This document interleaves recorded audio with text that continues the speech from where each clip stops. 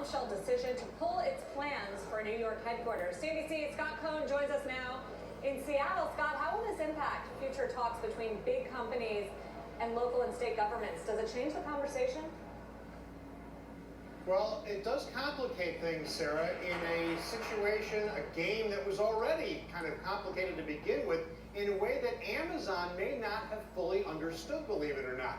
I was talking earlier with John Boyd. He's a site selection consultant in New Jersey, and he says that most companies nowadays understand the political minefield that incentives are, and they are much more careful about engaging with the community. That's what he counsels his clients, and it certainly appears that Amazon did not do that, or do that to the extent that some of the local activists in New York expected. So Boyd says that he thinks that these sort of big national sweepstakes are probably a thing of the past, at least for now, and there will be more and more community engagement.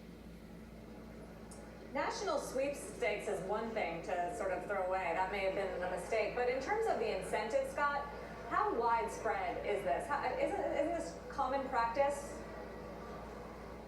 It's very common practice, and that part of it is not going away. Companies are still going to look for tax breaks, and states and cities are still going to be giving them to them.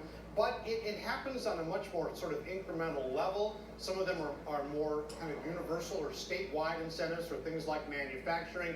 So this stuff is still going on. It's usually a lot more quiet, and again, it's usually a lot more careful than this big splashy process that Amazon engaged in for the last year and a half. Scott, it's been surprising to me, though, how many people have confused the incentives with a giveaway, in a sense of the idea that Amazon was going to be given $3 billion to come to do with it whatever it wanted, as opposed to obviously reduce its tax bill over many years based on what it was paying and certain incentives it met.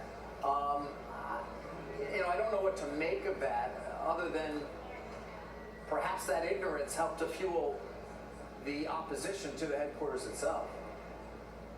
Well, I mean, it's not entirely ignorance, David. I mean, yes, the incentives are all incremental, they're over time, and more states and cities are building in clawbacks and ways to try and protect themselves in the way that apparently New York did.